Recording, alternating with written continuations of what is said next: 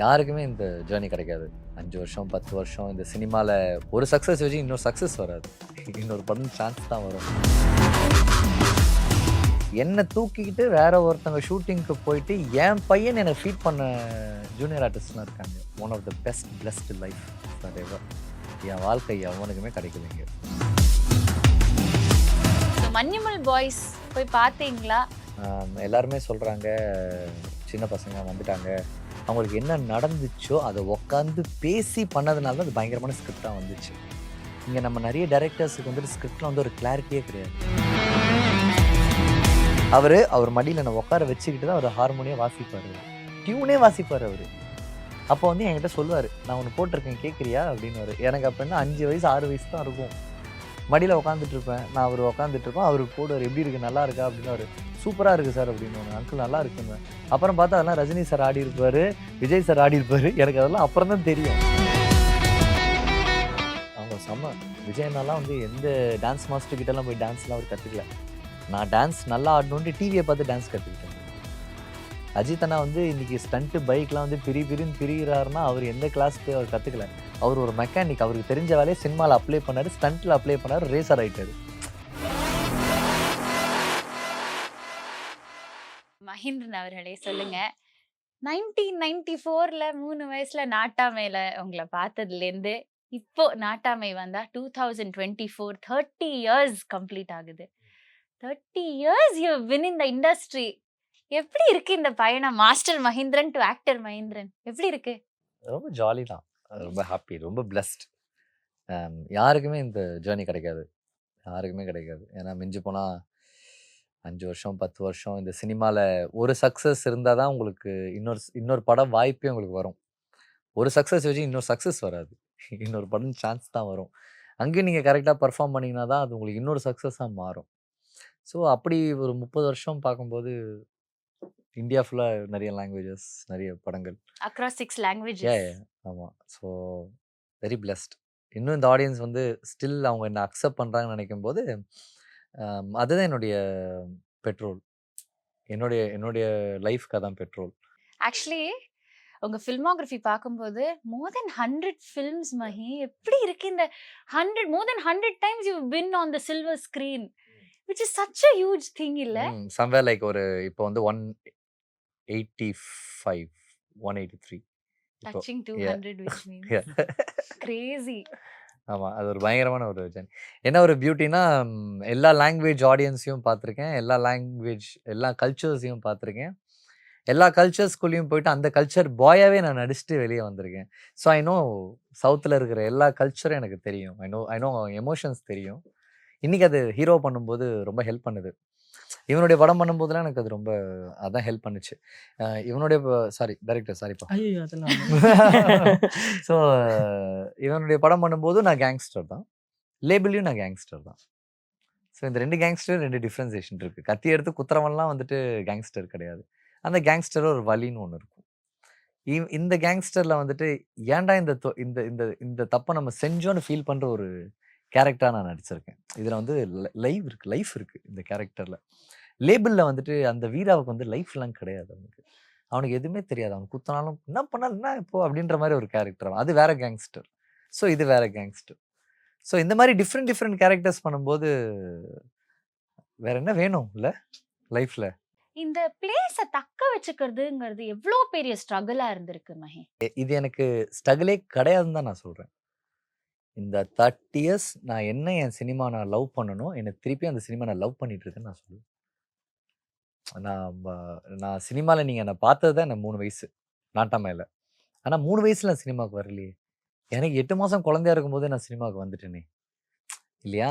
அன்றைக்கி எத்தனையோ junior artist, எத்தனையோ அசிஸ்டன்ட் டைரக்டர்ஸ், எத்தனையோ பேர் வந்துட்டு அந்த படத்தில் எனக்கு வாய்ப்பே இல்லைன்னா கூட மத்தியான நேரத்தில் அவங்க என்னை பார்த்தாங்கன்னா ஷூட்டிங் ஸ்பாட்டுக்கு சாப்பிட்டானா ரோட்டில், நான் சொல்கிறது ரோட்டில் ஜூனியர் ஆர்டிஸ்ட்லாம், நான் எனக்கு ஒரு 8 மாதம் 1 வயசு இருக்கும்போது அப்போ நாங்கள் அலைஞ்சிட்ருப்போம் இல்லையா? அவங்க வந்துட்டு டக்குன்னு சாப்பிட்டானா பையன் அப்படின்னா, எங்கள் அப்பா வந்து சாப்பிட்டேன்னா சாப்பிட்லாம், இல்லைனா இல்லை, இன்னும் சாப்பிட்லன்னா இருங்க எங்கள் ஷூட்டிங் இங்கே தான் நடந்துட்டுருக்கு, கொடுங்க அவனை, நீங்கள் ஒரு 1 ஹவர் நீங்கள் இங்கேயே உட்காருங்க, நான் உங்களுக்கும் சாப்பாடு எடுத்துகிட்டு வரேன்னு சொல்லிட்டு என்ன தூக்கிக்கிட்டு வேற ஒருத்தவங்க ஷூட்டிங்க்கு போயிட்டு, என் பையன் என்ன ஃபீட் பண்ண ஜூனியர் ஆர்டிஸ்ட்லாம் இருக்காங்க.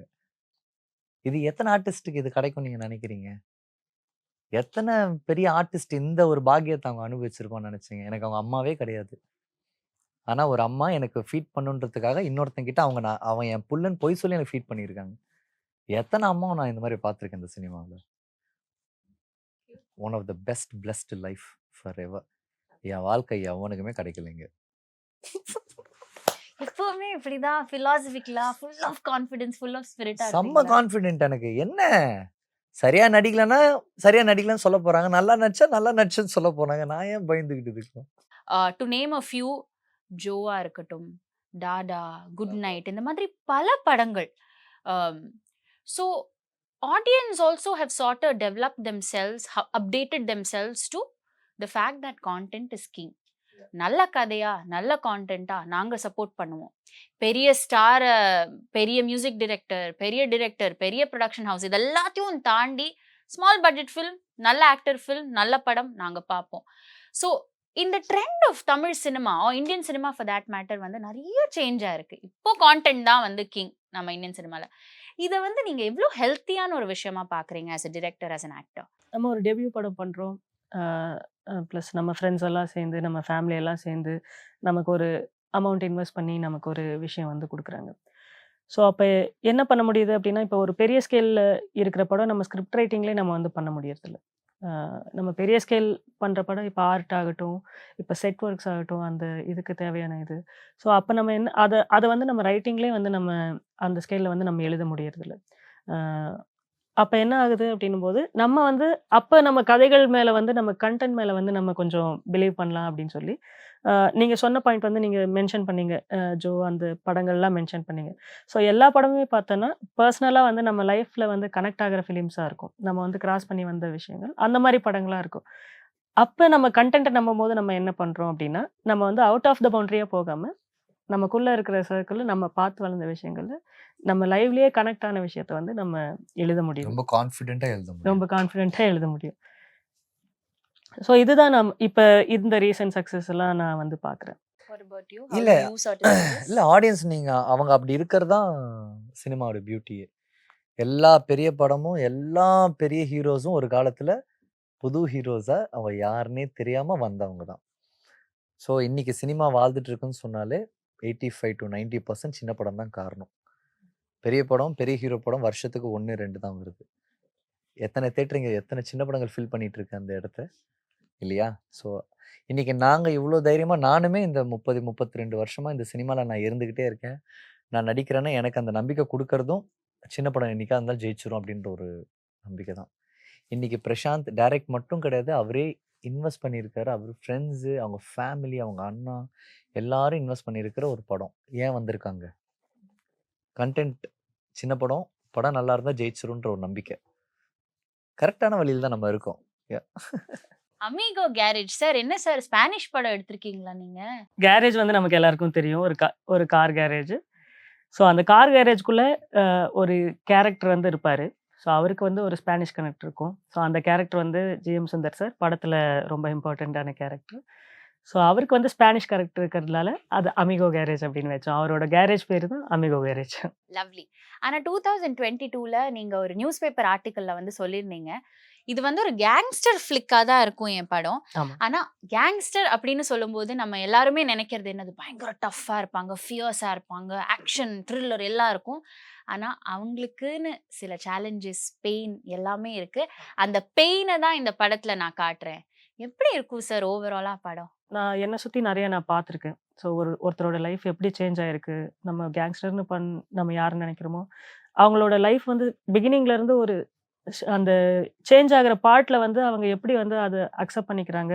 அதுக்குள்ள போகும்போது அவங்க என்னென்ன வந்து அதை ஃபேஸ் பண்றாங்க, அந்த பெயினை ஃபேஸ் பண்றாங்க அப்படின்ற இதுதான் இருக்கும். கண்டிப்பா வந்து எண்ட் ஆஃப் த இதுவும் வந்து நாங்க பாசிட்டிவ் நோட்டா வந்து கண்டிப்பா முடிச்சிருக்க மாட்டோம். அந்த லைஃப்குள்ள நம்ம வந்து ஆமா. ஸோ எண்ட் ஆஃப் த டே அந்த லைஃப்குள்ள நாம வந்து போனதுக்கப்புறம் வந்து நமக்கு ஒரு பாசிட்டிவான விஷயங்கள் வந்து நடக்கிறதுக்கான வாய்ப்புகளே கடைசி வரைக்கும் நமக்கு இருக்காது. இதுதான் வந்து ரியாலிட்டியா நம்ம பார்க்குற விஷயங்கள். ஸோ அதனால தான் வந்து அந்த டைம்ல நான் அந்த இதுல கூட நான் சொல்லியிருந்தேன். அது கேங்ஸ்டர்ஸ் ஃபிலிமா நாங்க வந்து இருந்தாலும், அது குளோரிஃபைட் ஃபிலிமா இருக்காது. ஒரு கேங்ஸ்டர்ஸ வந்து நாங்க குளோரிஃபை பண்ணியிருக்க மாட்டோம். அப்படின்னு தான் நம்ம சொல்லியிருப்போம். இப்போ மலையாள படங்கள் வந்து நெறைய அப்ரிசியேஷன் கெயின் பண்ணிட்டே இருக்கு. அண்ட் இன்னைக்கு மட்டும் இல்ல, அது என்னைக்குமே அவங்க கான்டென்ட் வந்து ஸ்ட்ராங்கா இருக்குங்கிறது தான் வந்து பேசப்படுது. ஸோ மஞ்சுமல் பாய்ஸ் போய் பார்த்தீங்களா? பிடிச்சதா உங்களுக்கு? What do you have to start say about that film? Yeah! ரொம்ப புடிச்சது. மஞ்சுமல் பாய்ஸ் வந்து ரொம்ப புடிச்சது. ஆ லைக் எல்லாமே ரொம்ப ஸ்ட்ராங்கா இருந்தாங்க. ஸோ அவங்களும் அதே மாரி தான். ஸ்கிரிப்ட்ட பிலீவ் பண்ணாங்க. ரைட்டிங்க பிலீவ் பண்ணாங்க. டெக்னிக்கல் டெர்ம்ஸ்ல என்னென்ன வேணுமோ, டெக்னிக்கலா என்னென்ன விஷயங்கள் வேணுமோ, அது மேல பிலீவ் பண்ணாங்க. ஸோ நெறைய அதில பார்த்தோன்னா, நான் இப்ப எல்லா மலையாள ஃபிலிம்ஸும் நம்ம வந்து ஹிட்டான ஃபிலிம்ஸ் எல்லாமே நெறைய ஃபிலிம்ஸ் வந்து நம்மளும் பார்த்துருப்போம். பட் ஆனா, மஞ்சுமல் பாய்ஸ் பார்க்கும்போது, அதில ஒரு 2 கேரக்டர் தான் நமக்கு யாருன்னே தெரிஞ்சது நமக்கு. 2 கேரக்டர் தான் இப்ப நாங்க ரெகுலரா பார்க்கும்போதே 2 கேரக்டர் மட்டும் தான் எனக்கு தெரிஞ்சது. வேற யாருமே எனக்கு தெரியல. பட் ஆனா எல்லாருமே எனக்கு பழக்கப்பட்டவங்களா தான் இருந்தாங்க எனக்கு படம் பார்க்கும்போது. என்ன விட்டு அவங்க தள்ளியே இருக்கல. எதனால அப்டின்னா, அந்த கன்டென்ட் நல்லா இருந்தது. அந்த கன்டென்ட் இருந்ததுனால எனக்கு எல்லாமே கனெக்ட் ஆகி பார்க்க முடிஞ்சது. ஸோ அதோட ரியல் சக்சஸ்ன்னு நெனைக்கிறேன் நான். You have something to yeah சே? யா யா யா? அவங்க அவங்களுடைய சக்ஸஸ் வந்து நான் மட்டும் ரொம்ப டிஃப்ரெண்ட்டா பார்க்குறேன். எல்லாருமே சொல்றாங்க, சின்ன பசங்க வந்துட்டாங்க, சூப்பரா அடிச்சுட்டாங்க, கலக்கிட்டாங்க அப்படின்னு அவங்க சொல்றாங்க. ஆனா அதுக்கு பின்னாடி உண்மையாவே கிட்டத்தட்ட ஒரு 15 வருஷத்துக்கு முன்னாடி, 20 வருஷத்துக்கு முன்னாடின்னு நெனைக்கிறேன். ம். உண்மையாவே நடந்த ஒரு இன்சிடென்ட். அப்போ அவங்க என்ன பெயின் கோ த்ரூ பண்ணாங்களோ, அத எல்லாமே சேர்ந்து ரீகலெக்ட் பண்ணி, அவங்களுக்கு என்ன நடந்துச்சோ, அத உட்காந்து பேசி பண்ணதுனால தான் அது பயங்கரமான ஸ்கிரிப்ட்டா வந்துச்சு. இங்க நம்ம நெறைய டைரக்டர்ஸ்க்கு வந்துட்டு ஸ்கிரிப்ட்ல வந்து ஒரு கிளாரிட்டியே கிடையாது. அதனால தான் நெறைய படம் வந்துட்டு ஸ்க்ரீன் பிளேலலாம் மிஸ் ஆகும். செகண்ட் ஹாஃப்ல மிஸ் ஆகும். ஃபர்ஸ்ட் ஹாஃப்ல மிஸ் ஆகும். எங்கேயோ போ வேண்டிய படம் எங்கேயோ போன்றான். நெறைய பஞ்சாயத்தெல்லாம் இருக்கு. ஏன் இருக்குன்னா, ஃப்ரிக்ஷனா நம்ம ஒண்ணு கிரியேட் பண்றோம். அத நம்ம கிரியேட் பண்ணும்போது அதோட எக்ஸ்டெண்ட் என்னன்னு நம்மளுக்கு தெரிய மாட்டேங்குது. ஆனா இங்க அதோட எக்ஸ்டெண்ட் என்னன்னு நமக்கு தெரியும். ஏன்னா நம்ம முன்னாடி நடந்திருக்கு. எத்தனையோ பேர் இதுவரைக்கும் அந்த குகையில விழுந்து, அந்த ஹோல்ல விழுந்து இறந்து போயிருக்காங்க. யாருக்காவது உங்களுக்கு தெரியுமா? ஒருத்தன் உயிரோட வந்திருக்கான்ட்டு. அந்த உயிரோட வந்திருக்கான், அந்த படத்துல நடிச்சிருக்கான்னு உங்க யாருக்காவது தெரியுமா? ஸோ அந்த உண்மை அப்படின்ற ஒரு நேச்சுரலா ஒரு ஒரு உண்மை சம்பவத்துக்கு எவ்வளோ பவர் இருக்கு பாருங்களேன். அந்த மாரி இந்தியான்னு சொன்னா, தமிழ்நாடுன்னு சொன்னா நெறைய உண்மை சம்பவம் நெறைய இருக்கு.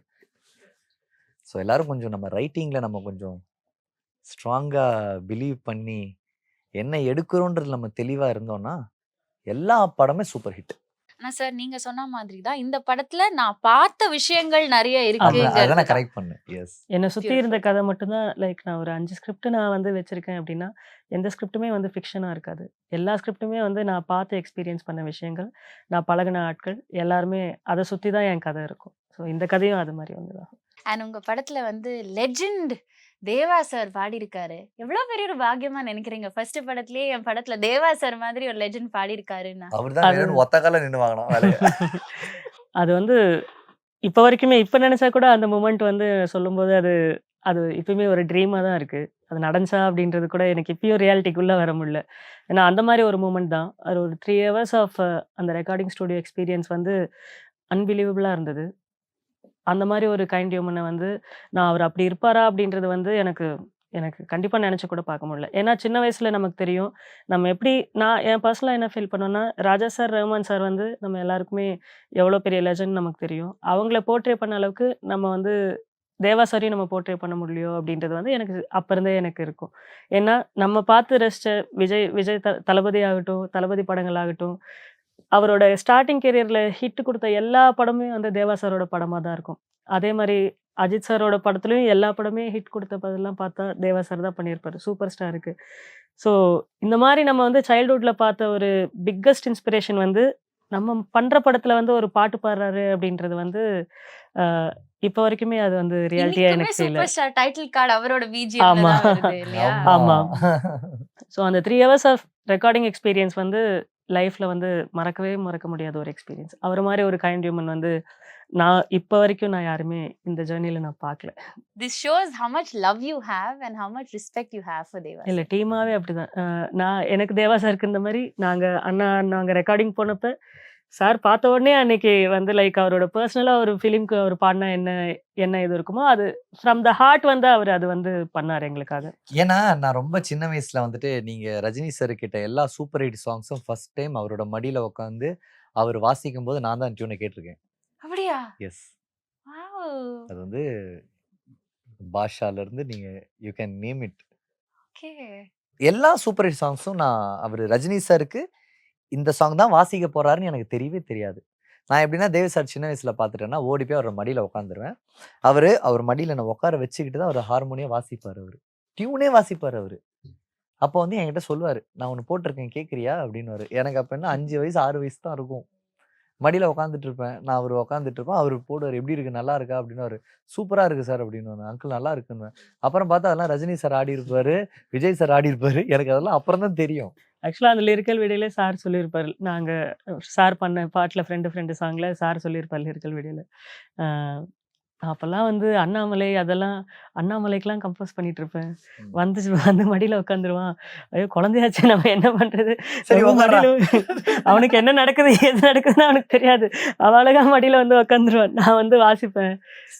நிறைய ஹிட் பாட்டு வந்து நான் வாசிக்கும் போது என் மடியில் அவன் உட்காந்துருந்தான் லக்கி அப்படின்னு சாம். எங்களுக்கு அது எங்ககிட்ட ஷேர் பண்ணாரு சார் வந்து பார்த்த உடனே.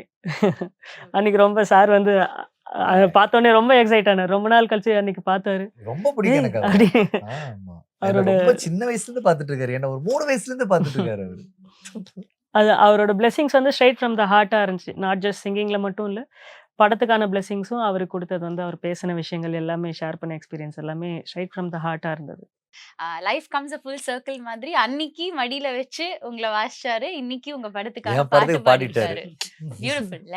சூப்பர் ஸ்டார் வந்து சொல்லுவாரு, இப்போ நான் சக்சஸ் டேஸ்ட் பண்ணணும்னா என் டைம் மட்டும் கிடையாது, எனக்கு சுத்தி இருக்கிறவங்க எல்லாரோட டைமும் ஒர்க் பண்ணி அந்த யூனிவர்ஸ் தான் வந்து அதை எல்லாத்தையும் சேர்த்து போட்டு என்கிட்ட அந்த சக்சஸை கொண்டு வரணும்னு சொல்லிட்டு. ஸோ டைம் அப்படிங்கிற ஒரு விஷயம் ஆஸ் அன் ஆக்டர் எவ்வளோ இம்பார்ட்டன்ட்னு நீங்க நினைக்கிறீங்க பர்சனலா? இதுல டைமே இல்லைன்னு தான் நான் நினைக்கிறேன். சினிமால டைமே கிடையாது. என்னைக்கு சக்சஸ் வரணும் உங்களுக்கு தெரியாதே. எந்த செகண்ட்ல வரணும் உங்களுக்கு தெரியாது. இங்க என்னைக்கு நீங்க ஜெயிப்பீங்கன்னு உங்களுக்கு தெரியாது. நீங்க நாளைக்கு 5 மணிக்கு ஜெயிப்பீங்களான்னு தெரியாது. அடுத்த வருஷம் 5 மணிக்கு யூ டோன்ட் நோல்ல. நம்பர்ஸ் இங்க வந்து கிடையாது. பட் பிலீஃப் தான் இங்க எல்லாமே. ட்ரஸ்ட் தான் இங்க எல்லாமே. சினிமா பொறுத்த வரைக்கும் ட்ரஸ்ட், பிலீஃப். நான் 2014ல நான் ஹீரோவா நான் வந்தேன் விழால. 2023, 21ல தான் மாஸ்டர் லேபிள்னு ஒரு படம் திருப்பி என்ன நிக்க வைக்குது. எங்க போச்சு அந்த டைம்? 365 டேஸும் இருந்துச்சு, 24/7 அங்க இருந்துச்சு. அது ஒன்றும் ஹெல்ப் பண்ணல. But you should wait. அதான் சொல்லுவேன்ல, சக்ஸஸ் வந்துட்டு வரும், எல்லாருக்குமே வரும். Everyone will get success. அதை கரெக்டாக பிடிச்சிக்கிட்டு போக தெரியலனா you can reach the heights. அந்த சக்ஸஸ் உங்களுக்கு பிடிக்க தெரியலனா விட்டதான். திருப்பி அது உங்ககிட்ட வரணும்னா அதுக்கு ஒரு டைம் எடுக்கும். You should wait. நான் அதை வெயிட் பண்ணிகிட்டே இருக்கேன். நான் பார்க்குறேன், விடுறேன். ஆஸ் அன் இண்டஸ்ட்ரி ஃப்ரெஷ் டேலண்ட்ஸுக்கு இல்லை ஜென்ரலாகவே ஆர்டிஸ்ட்ஸுக்கு வந்து ஆப்பர்ச்சுனிட்டிங்கிறது எவ்வளோ ஓப்பன் அப் ஆயிருக்குன்னு நீங்கள் நினைக்கிறீங்க? எப்போவுமே ஆப்பர்ச்சுனிட்டி எல்லாருக்குமே ஓப்பன் தான். யூட்டிலைஸ் பண்ண தெரியலன்னு தான் நான் சொல்லுவேன். என் கூட நான் நிறைய ஆர்டிஸ்ட்டை நான் பார்த்துருக்கேன். நான் அப்படி நடிப்பேன், இப்படி நடிப்பேன்னு வந்து அங்கே கேமரா முன்னாடி நிற்கும்போது டைரக்டர் கேட்குற விஷயத்த அதை உள்வாங்கி நடிக்க தெரியாமல் 95% ஆடியன்ஸ் நான் பார்த்துருக்கேன், ஆர்டிஸ்ட்டை பார்த்துருக்கேன்.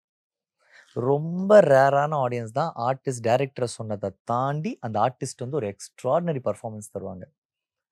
நம்ம எல்லாரும் ஆர்டிஸ்ட் ஆகணும்னு நினைக்கிறோம். ஆனால் இங்கே ஆர்டிஸ்ட் ஆகணும்னா அந்த ஆர்டிஸ்ட் தேவையான எந்த எமோஷனும் நம்ம ப்ராக்டிஸ் பண்ணுறது கிடையாது, கற்றுக்கிறது கிடையாது. அதுதான் இங்கே எல்லாரும் பண்ணுற ஒரே தப்பு. நீங்கள் ஹீரோ ஆகணும்னு நினைக்கிறீங்களா? ஃபைட்னு என்னன்னு உங்களுக்கு தெரியணும், டான்ஸ்ன்னு என்னன்னு உங்களுக்கு தெரியணும். ஒரு குதிரையை கையில் கொடுத்து ஓட்டுறா குதிரைன்னா உங்களுக்கு ஓட்ட தெரியணும். அங்கே உட்காந்து நான் குதிரை ப்ராக்டிஸ் பண்ணிட்டு வந்துட்டா நீங்கள் சொல்லிட்டு இருக்க முடியாது. உங்களை வந்து ஒரு ஸ்விம்மராக ஒருத்தன் ஒரு படத்தில் போடுறான்னா உங்களுக்கு ஸ்விம்மிங்னு என்னன்னு தெரியணும். You should know everything when you want to become a hero, when you want to become an actor. இது எதுவுமே கற்றுக்காம நான் ஆக்டர் ஆகலான்னு எப்படி ஆக முடியும்? அப்படி எப்படி எல்லாருமே ஜெயிக்க முடியும்? எனக்கு புரியல. எனக்கு என்னைக்காவது ச்சே அந்த இடத்த என்னால அந்த தக்க வச்சுக்கிறதுக்கு இவ்வளோ கஷ்டப்பட வேண்டி இருக்கே, அது ஸ்ட்ரகிளா பார்த்து என்னைக்காவது சினிமா மேல நான் வெறுத்துட்டேன்டா, எனக்கு வேணாண்டா அப்படின்னு உங்க தொழில் மேல என்னைக்காவது உங்களுக்கு இந்த நான் தோணியிருக்கா? நினச்சிருந்தா நான் அன்றைக்கே நான் சினிமா விட்டு வெளியே போயிருப்பேன். நான் இவ்வளோ தூரம் வந்திருக்கவே மாட்டேன். இது வந்து ஒரு பிளைண்ட் லவ். இது வந்து ஒரு பிளைண்ட் ட்ரஸ்ட். உங்கள் அம்மாவை நீங்கள் சந்தேகப்படுவீங்களா? உங்கள் அப்பாவை நீங்கள் சந்தேகப்படுவீங்களா? பண்ண மாட்டீங்களா? எனக்கு எங்கள் அம்மா எங்கள் சினிமா தான். பல ஆக்டர்ஸ் கூட வந்து ஸ்க்ரீன் ஷேர் பண்ணியிருக்கீங்கங்கிறது ஒரு விஷயம். But you have also been a part of their films, big directors. அதுல நேம்லி வந்து இப்போ படையப்பால ரஜினி சார் கூட. அவர்கிட்ட இருந்து கத்துக்கிட்ட ஒரு விஷயம் சொல்ல முடியுமா? அவங்க அந்த ஷூட்டிங் ப்ராசஸ அந்த ஒரு இடத்த வந்துட்டு அவங்க ரொம்ப மதிப்பாங்க. எனக்கு அது ரொம்ப பிடிக்கும் அவங்ககிட்ட. நான் வந்து ரஜினி சார் மட்டும் சொல்லல.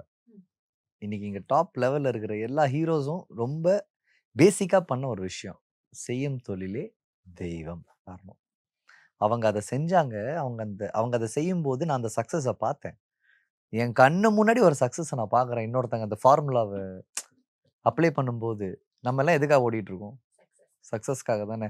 சக்சஸ்க்காக தானே நாயா பேயா அலைஞ்சுட்டு இருக்கோம். நம்ம கண்ணு முன்னாடி இருக்கிறவரு ஒரு சக்சஸ் ஃபார்முலா நமக்கு சொல்லிக் குடுத்துட்டு இருக்காரு. அவர் ஒண்ணும் வந்து தம்பி காலைல வந்த உடனே இப்படி இருப்பா அப்படிலாம் அதெல்லாம் சொல்ல மாட்டாங்க. அவங்க ஒரு பிஹேவியர் இருக்கும். அத நம்ம அடாப்ட் பண்ணி, அத நம்ம அப்ளை பண்ணா நம்ம ஜெயிச்சுருவோம். For example Dhoni. நம்ம யார சூஸ் பண்றோம், நம்ம யார ஃபாலோ பண்றோம்ன்றது ரொம்ப முக்கியம். ரஜினி சார பத்தி சொல்லிட்டீங்க. ஆஃப் கோர்ஸ் எல்லார பத்தியும் எவ்ரி சொல்லிட்டீங்க. One are this. Everyone are this. என்ன Rajini sir extreme simplicity. Rajini sir. Kamal sir இருந்தாலே அந்த இடமே ஒரு மாரி வைஃபை மாரி அவருக்கு கனெக்ட் ஆயிடுவாங்க. அவர் இங்க திரும்பி பார்த்தா யூனிட் அங்க திரும்பி பார்க்கும். அப்படி கனெக்ட் ஆவாங்க கமல் சார். ரஜினி சார் அப்படி கிடையாது. நீங்க ரஜினி சார தேடணும். எந்த எந்த இடத்துல எந்த லைட்மேன், எந்த ஜூனியர் ஆர்டிஸ்ட் உட்கார்ந்து என்ன பேசிட்டு இருப்பாங்கன்னே தெரியாது. அவர் அவ்வளோ சிம்பிளா இருப்பாரு. கமல் சார் எப்பவுமே டைரக்டர், கேமரா, வொர்க்கு, இந்த சீன், அந்த சீன் அவர் அப்படி இருப்பாரு. ஸோ இந்த 2 பிஹேவியர். புரியுதா உங்களுக்கு? இவ்வளோதான். ஆனா எண்ட் ஆஃப் த டே 2 பேருமே அவங்க சினிமாவுக்குன்னு ஒண்ணு வரும்போது, சினிமா வந்து தெய்வமா பார்த்தாங்க. அவ்வளோதான். இப்ப முகவரியில வந்து அஜித் சார் கூடயும், அதுக்கப்புறமா ஆஃப் கோர்ஸ் மாஸ்டர்ல வந்து விஜய் சார். சோ இந்த சார்ட் ஆஃப் இந்த செட் எப்படி இருக்கும்? இது ஒரு பயங்கரமான இவங்க 2 பேரும் எக்ஸ்ட்ரீம் வேற லெவல் ப்ரொஃபஷனல் இவங்க. இவங்க 2 பேரும் அப்கமிங் பீரியட்ல நான் பார்த்துருக்கேன். லைக் இவரோட வந்து 95ல வந்து கோயம்புத்தூர் மாப்பிள்ளை ஃபர்ஸ்ட் படம். அதுக்கப்புறம் வந்து மின்சார கண்ணா. அதுக்கப்புறம் தான் மாஸ்டர். விஜய் அண்ணாவுடைய குரோத் இந்த மாரி. இந்த இந்த 30 வருஷத்துல 3 வாட்டி விஜய் அண்ணா கூட நடிச்சிருக்கேன். கோயம்புத்தூர் மாப்பிள்ளை, 10 வருஷம் கழிச்சா மின்சார கண்ணா, மின்சார கண்ணா ஒரு 10 வருஷம் 20 வருஷம் தாண்டிச்சுனா மாஸ்டர். இவங்க 2 பேரும் ஒரே மாரி தான். இப்போ இருக்கிற யங் ஹீரோஸ் ஆடியன்ஸ என்டர்டெயின் பண்றதுக்கு இப்ப நான் கொஞ்ச நேரத்துக்கு முன்னாடி சொன்னேன்ல. யங் அப்கமிங் ஆக்டர்ஸ் வந்து எப்படி அவங்கள வந்து இந்த சினிமால நிப்பாட்டுறதுன்னு சொன்னாங்கல்ல. நான் சொன்னது எல்லாமே அவங்க அன்னைக்கு செஞ்சாங்க. அவங்க செம்ம. விஜய் அண்ணாலாம் வந்து எந்த டான்ஸ் மாஸ்டர் கிட்டலாம் போய் டான்ஸ்லாம் அவர் கத்துக்கல. நான் டான்ஸ் நல்லா ஆடணுன்ட்டு டிவிய பார்த்து டான்ஸ் கத்துக்கிட்டாரு. அஜித் அண்ணா வந்து இன்னைக்கு ஸ்டண்ட் பைக்லாம் வந்து பிரின்னு பிரிகிறாருன்னா, அவரு எந்த கிளாஸ் போய் அவர் கத்துக்கல. அவரு ஒரு மெக்கானிக். அவருக்கு தெரிஞ்ச வேலைய சினிமால அப்ளை பண்ணாரு. ஸ்டண்ட்ல அப்ளை பண்ணாரு. ரேசர் ஆயிட்டாரு. ஸோ அவங்க அப்ளை பண்றதா. இவங்க வந்து ரொம்ப ஸ்க்ராட்ச்ல இருந்து இவங்க 2 பேரையுமே இதே உலகம் அசிங்கப்படுத்தி, அவங்க அசிங்கத்த வாங்கி அத ஃபேஸ் பண்ணதையும் நான் பார்த்துருக்கேன். ஒரு இடத்துல வரும்போது, ஒரு ப்ராமிசிங் யங் ஹீரோஸா வரும்போது நான் அவங்கள பார்த்துருக்கேன். இன்னைக்கு இந்தியாவே தவிர்க்க முடியாத இடத்துல இருக்கும்போது நான் அவங்கள பார்த்துட்டு இருக்கேன். தட்டுங்கப்பா, கை தட்டுங்கப்பா. அடடா! இது சூப்பரா இந்த சொல்லிட்டீங்க. இந்த எல்லா டிராவலையும் நான் கூடயே இருந்து பக்கத்திலேயே பார்த்துருக்கேன். அதான் இன்னும் ஜாலி எனக்கு. விஜய் அண்ணாவ ரொம்ப க்ளோஸா அவருடைய சக்சஸ நான் வந்து பார்த்துருக்கேன். அஜித் அண்ணாவ ரொம்ப க்ளோஸா பார்த்துருக்கேன். நெறைய பேருக்கு இது கிடைக்காது. நான் சும்மா 2 ஹீரோஸ் சொன்னா நம்ம பசங்களுக்கு ரொம்ப பிடிக்குமே 2 பேர் சொல்றேன். இந்த மாரி நான் எல்லா ஹீரோஸோடயும் வந்து அவங்க சக்சஸ் நான் பார்த்துருக்கேன். ஃபெயிலியரையும் பார்த்துருக்கேன். ஆனா, இந்த படத்த போய் மார்ச் 15த் நம்ம எல்லாருமே தியேட்டர்ல போய் பார்க்க போறோம். ப்ளீஸ் போய் பாருங்க அப்படின்னு உங்க ஆடியன்ஸுக்கு நீங்க சொல்ல வேண்டிய ஒரு விஷயம். ஃபர்ஸ்ட் படம் ரொம்ப ஸ்பெஷலான படம் எல்லா டைரக்டர்ஸ்க்கும். ஸோ நம்ம ஒரு கிராஃப்ட்டை வந்து ட்ரெஸ் பண்ணி இவ்வளோ தூரம் வந்திருக்கோம். இப்போ ப்ரெசென்ட் பண்ண போகிறோம். கண்டிப்பாக வந்து உங்களை டிசப்பாயிண்ட் பண்ணாத படமாக, உங்கள் டைமை வந்து வேஸ்ட் பண்ணாத படமாக கண்டிப்பாக அமிக கைரேஜ் இருக்கும். கண்டிப்பாக படத்தை விட்டு வெளியே வரும்போது நீங்கள் கண்டிப்பாக உங்களை வந்து அந்த கேரக்டரோட ஒரு ஹீரோவாகட்டும், ஹீரோவாகட்டும் எல்லாரோட கனெக்ட் பண்ணிப்பீங்கன்ற நம்பிக்கை நான் கண்டிப்பாக குடுக்குறேன். கண்டிப்பாக படத்தை போய் பாருங்கள். கண்டிப்பாக சப்போர்ட் பண்ணுங்கள். Is there anything you want to say? நான் பிரசாந்த்க்காக தான் நான் மெயினா பேசுவேன். லைக் எல்லா படமும் எனக்கு ரொம்ப முக்கியமான ஒரு படம் தான். ஏன்னா எல்லா படமும் என் படம் தான். பட் இதுல என்னன்னா, அவன் யார்கிட்டயுமே வொர்க் பண்ணாத ஒரு டைரக்டர். எந்த ஒரு டைரக்டர்கிட்டயும் வொர்க் பண்ணல. ஆனா, ரொம்ப பேஷனேட்டா ஒரு சினிமா வந்துட்டு அவனுக்கு என்ன தெரியுமோ அத ரொம்ப ஜென்யூனா ஒண்ணு அப்ரோச் பண்ணியிருக்கான். நீங்க ஒரு நல்ல படம் பார்க்கணும்னு ஆசைப்படுறீங்கன்னா, அது ஒரு நல்ல கிரியேட்டரால தான் ஒரு நல்ல படம் குடுக்க முடியும். ஸோ, எனக்கு தெரிஞ்ச வரைக்கும் அவனுக்கு புடிச்ச சினிமாவ, அவனுக்கு தெரிஞ்ச லாங்குவேஜ்ல ரொம்ப அழகா ஒண்ணு ப்ரெசென்ட் பண்ணியிருக்கான். உங்களுக்காக பண்ணியிருக்கான். நீங்க எல்லாரும் பார்க்கணுன்றதுக்காக தான் பண்ணியிருக்கான். நீங்க ஸ்பெண்ட் பண்ற அந்த டிக்கெட்ல தான் அவன் கெரியரே இருக்கு. கண்டிப்பா வந்து பாருங்க. Many congratulations for the Thank you. film and all the very best for its success. Thank you. Thank you so Thanks much. a lot. Thanks a lot.